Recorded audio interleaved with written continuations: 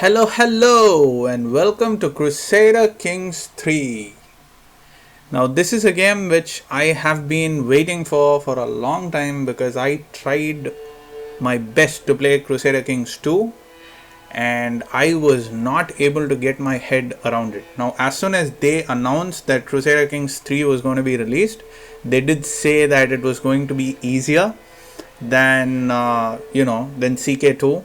So I'm looking forward to it because this game is truly, in my opinion, one of the most beautiful role-playing grand strategy games which is out there. I just love to see gameplay footage of this, of people playing this game, and I've always felt very jealous of people playing this game because there's so many different mechanics you need to take into consideration, take into account, that for me it was just too much. I tried a couple of times, and granted, I didn't own the game. I had to play it on somebody else's system, so my time was limited too. But yeah, it was a very daunting experience. Of course, that's because I was introduced to this game well into the release of the game. So there were a lot of DLCs which were released, which basically complicated the entire mechanics of the game. Let's jump in, and as it loads, let me give you a little bit of background on my relationship with this game. So we're going into new game, and as you can see, we have some select options here. We can of course play as any ruler, and the whole world is open for you. So I'll just show that and then quickly jump back into that because we are going to play the tutorial today to see if a noob like me can actually learn to enjoy this game. So here you have it, the far eastern part of Asia, and in fact Southeast Asia and a lot of other parts of the world is cut off, and here it's cut off at the Atlantic Sea. This map looks really brilliant. Looks like it's a map of the world on a table. So these edges are pretty solid, but this edge is really jagged. So I assume that they are going to release an expansion which is going to cover this part. I don't know. Or maybe it's just to show that there's land here and not just water. But then again, there's land here, but not a lot of civilization down here. So they've cut it off evenly. I don't know. Let's see. As you zoom in closer, the mythical creatures and all of this map art vanishes, and you get something resembling Europa Universalis 4, which again is a game that I love. I'm just used to that game so much that I just love the game. The game is just beautiful. So this is the generic game screen with 3 characters. Now there are some very what shall I say? We are talking about the world in 867 or 1066, and that isn't the same world which we are in right now. So there is a lot of content in this game which will not be politically correct. In fact, I had to go in and turn off nudity because that's not the point of the game for me actually. And also because I don't know about YouTube policies. I'm pretty new to this. I don't know if we show some parts of the human body without clothes, if YouTube will actually be like, okay, I'm gonna pull your video down. So anyway, so we are playing the tutorial right now. So be warned that there will be some themes in this game like religious war. It's called Crusader Kings, for God's sake. There is religious war as an important crux in this, and xenophobia is an important, I'm assuming, was an important issue during this period of time. They just didn't call it xenophobia, but if you thought that everybody was equal, then you were probably burnt at the stake and whatnot. I don't know. History. We were not good people. We still are, but we have definitely become better is what I feel. So welcome to Crusader Kings III. It's a deep strategy of dynasties and intrigue. Ooh. If you are new to the world of Crusader Kings, we strongly recommend that you play the tutorial, which we are going to play. In the tutorial, you will play as Petty King Murchard, a ruler in Ireland. Lead your family and dynasty to defeat your enemies and become king of Ireland. Yes, Petty King Murchard. He is deep in thought. So that's good. So let's check out the game. So let's play the tutorial. This scene is actually very reminiscent of the previous scene with the guy and the girl. You know, it kind of reminds me of Game of Thrones a lot. Anyway, so the game is paused right now, and we have a message saying, "Welcome to Crusader Kings. You are a medieval ruler. Land is yours for the taking through clever marriages and diplomacy, or by way of the sword. There is no way to win the Crusader Kings, only different ways to enjoy the story that unfolds," which is perfect for us because we don't play for winning. You guys probably saw me crash land in Flight Simulator. That's pretty much losing, and we don't care about that. And we just want to enjoy the game. So let's say next. The camera basics, use WASD, alright, and then zoom in, zoom out, and then we have different maps. We have details, political, and paper map. So I guess this is details, this is political, and this is paper. Alright, that's fine. Zoomed in, you have the ability to select and manage your holdings, Dodoy. So we can click on our holdings, and which is via Munster, is it? Via Munster, yes. So we can select and look at our holdings. I guess it's alright. I think they'll delve into that further. Next, Crusader King spans over hundreds of years. So here is the timeline. 15 September of 1066 AD is where we are. I think the game goes until 1423 or 1433 or something like that. Of course, you have an option where you can say unlimited gameplay. Like, I want to play as long as I want to play. Normally in grand strategy games, what happens is your technology tree improves until the prescribed date. Probably a little bit over if you're lagging behind. But beyond a certain point, you don't get any new techs in. So if you say an unlimited game, at some point of time, your tech tree is going to get frozen. You're going to max everything out. And from that point forward, you will probably have to just play with everybody being on the same level. So spans over hundreds of years, many generations. Right now time is standing still because the game is paused. For this part of the tube, we'll keep the game paused. Alright, so we can walk through. So this map, by the way, is really pretty. It's really beautiful. I don't remember Crusader Kings II CK2 being this nice. Like you had a lot of verbiage. You had duchies and you had de jure, and I don't know what any of those mean actually, but I'm learning too. Which is why this is a noob tutorial. It's not a tutorial. So let's see. Sometimes you'll see blue highlighted text like this. This means you can hover over your cursor. So highlighted text. Oh, neat. Well, it actually says neat. That's funny. So this. So if I right click on it, I can go on top of this. And I didn't need to right click. All right, whatever. So okay. So continue place highlighted text. All right, next. Right, so this is our character, if I'm not mistaken. Petty King Merchard Mac Donchard of Munster. He's 39 years old. I think the heart means that he is... Alright, I did something I wasn't supposed to. The heart means that he's healthy or he's in love. I'm not sure. This is you, which I think means we are heterosexual. We are unmarried. We are located in Thomond. Is that how they I don't know. I'm going to probably massacre a lot of these pronunciations because I'm not Irish. I'm not even from the Isles. But I mean, Great Britain did sit at my home for 200 years. So I don't know. Maybe I've earned the right to be crass in my pronunciation. I don't know. We'll let the Queen judge that. So we are Catholic Irish. We are from House Brian.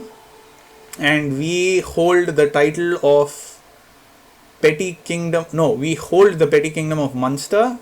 We are a feudal duchy rank realm. Alright, those things I don't understand. Now, what does this talk about? Let's talk about the game. Everything takes place on the map before you. The world consists of large and small pieces of land, each belonging to someone based on their titles. I'm going to rush through all of this. If you want to actually read each and everything and you think that I'm speaking too fast, you can just pause the game and you can just read through it. So this glowing rectangle shows us that we actually have two titles. We are the primary title holder is of Petty King because we have the Petty Kingdom of Munster, and we also have the Earlmond of Thomond. So Earldom of Thomond. And we have one claim. We have a claim on the Kingdom of Ireland. Ooh, that's ambitious. So we can become the King of Ireland. That's good. Next, if you click on your character portrait highlighted in the character view, the borders of your realm capital Lumnich will light up. Outside of that will be the borders of your entire realm. Munster is your primary title, which is why your realm is named after that. Okay, so Munster is the name of, is our primary, I don't know. We click on this and we can see, yes, we can see something lighting up. Right. You also hold the Earldom of Thomond as a separate title. Alright, next. As ruler, you can only hold so much land on your own. You will often have other rulers helping with the administration of the realm by holding land titles within your borders, making them your vassals. So this is something which is very important in this game, as I've heard from CK2. People management is very important. So you're playing this character, you're not playing this country. So unlike some of the other games, if your country gets wiped out, I don't think you lose the game, because as long as your character has progeny to carry on the family name, you will still be alive. But how does that work? I don't know. We'll have to see if that ever happens to us. So I do understand. And it says you are playing as one of the many characters in the world represented by character avatars. Your character is the ruler of your realm. Alright, you will need to make sure that your dynasty survives and thrives through. Your titles give you power and control over territory and other characters who might hold titles and land of their own. So let's click Petty King Mochard. Characters have skills indicating their proficiency within a certain field. Some are great talkers, while others prefer to make their intent clear in the battlefield. So who are we? We are very battle ready. Our martial is at 17, which is apparently excellent. We are wrathful, which gives us 3 to this, and we are a skilled tactician, which gives us 6 to this.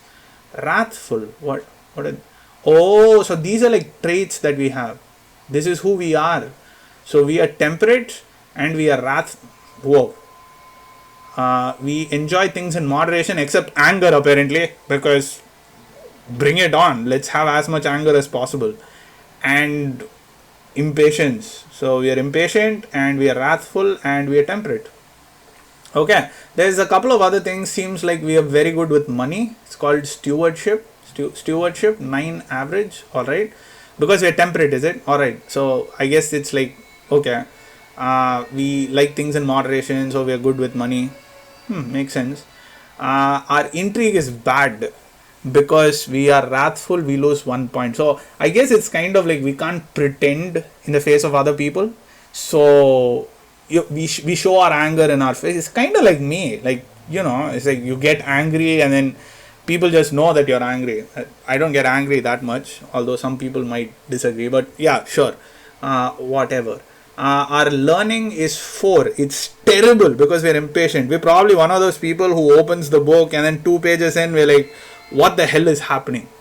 Why don't you get to the point already? And our diplomacy is poor as well because we're wrathful. Okay, so this is interesting. So this is kind of like, you know, we play act as this person. We are the very, very angry person who likes things in moderation and who's also really impatient. A lot of people like these, so I guess it'll be good for me to act it out. I don't know, let's see. Characters also have traits. Yes, we just finished all the traits. Some traits tell you about the character's personality, like fickle, calm, generous. Other traits are specific to how the character has lived their life. Okay, so these, I guess you earn these because of decisions you make. The first one is skilled tactician. Is that what they're talking about? No, they're not talking about that. They're just talking about these. When a character chooses to behave against their personality and traits. Oh, that's interesting. Okay, so this is how they control how you as a person, your character doesn't conflict with the game person's character. So I guess stress is something negative. So if let's say like you're not an angry person and you're just a really calm person, but then your character is wrathful, when you get game decisions, you might go for who you are. So I guess stress is a mechanic, they have to balance it out. So you'll probably get something like, oh, you can't choose this because you're wrathful. So you can't choose like the middle ground. Or maybe you get a big penalty for choosing something which is being patient or whatever the opposite of wrathful is. What's the opposite of wrathful? I don't know. But there's a lot of things here which I don't know. Like, what is natural dread? What is dread? I don't know. Sounds awesome, but I don't know what it is. So anyway, I think these are things that you gain as you go ahead in life. So we are a skilled tactician, which means we are good at war. We get martial +6, which is probably why our martial is like out of this world. Our base is just 8. Oh yeah, alright. And then we are reckless. So us being reckless means that minimum battle roll is -4 and maximum battle roll is alright. So this is again interesting. So if we are reckless, it affects our roll of dice when we are doing battle, which is fascinating, which is interesting. Traits can also impact how other characters react to you. Some people are impressed by the brave trait, while a lustful character is more likely to feature in salacious gossip. Ooh, lustful. We can be lustful, can we? Probably gives us an advantage to birth rate. Oh yeah, fertility and intrigue. Oh, so if you're lustful, you're good at spy stuff. Is it? Huh. Makes me think about all of these intriguing people in my life now. Are they lustful? We don't know. It is an intriguing question. So we have brave, and okay, brave increases attraction, the doi. It increases vassal opinion, something called prowess. I don't know what that does. Martial. Okay, let's keep moving. So probably some of this will be revealed to us later on. All characters, yes, all have an opinion of one another which drives their behavior. Low opinion can cause people to rise against you or be unwilling to help you. High opinion can, on the other hand, make characters more inclined to join your murder scheme or fall for your seduction. So I guess opinion is going to be the most important currency in this game. Our goal should be that we have to increase the opinion of people. So we have our siblings are okay with us. They don't love us. Like, look at this fellow. He loves us 25 because he's our brother, but then his overall love for us is only 19. Where did we lose the love? Probably did something in childhood. And who is this? What is the blood? Member of the family or dynasty? Your half brother. He's a half brother. I have a half brother. That's good. Lorshen Brian's opinion is +19. Again, the same story. Alright, that's interesting. So let's dive in further, because this is getting really good. Gold. So I guess they're going to go one after the other of all of these. So let's see. To help you further your goals, you will need gold. Among other things, gold pays for buildings, armies and tribes. Gold is collected passively from both your holdings and your vassals as tax. Larger vassals and more important holdings tend to give more tax. Okay. However, money is not all. Certain things can only be achieved by spending the right amount of prestige, or for religious matters, piety. So this is piety. I'm earning 2 per month. Level of devotion and progress. I don't know what those are. Anyway, let's look at gold. From the domain, we get +1.7. Vassals pay us 0.6. So total we make is 2.4. Is that per month? Is that per tick? I don't know. Probably per tick. Is one tick 1 month or one? I don't know. Let's see. Prestige tells us how respected you are. Okay, so I guess we get a bonus for how people feel about us if we have higher prestige, right? By holding lots of titles, for example. So we hold titles, we get prestige. Yeah, makes sense. Or actively, such as by marrying into prestigious dynasties or fighting as an ally in wars. Okay, so if we fight in wars, we get prestige for that. That's good. Whenever you want prestige, you build towards the next level of fame. Okay, so that's what level of fame is. So we keep going one after the other. Okay, so established is the basic, I guess. Then you have distinguished, you have illustrious, you have excellated among men, and the living legend. We do want to become a living legend. So progress towards this. So when do I get this? Third level of fame, next level. Okay. I don't know when we get it. Can we see when we get it? I guess not. What? It keeps vanishing. Alright.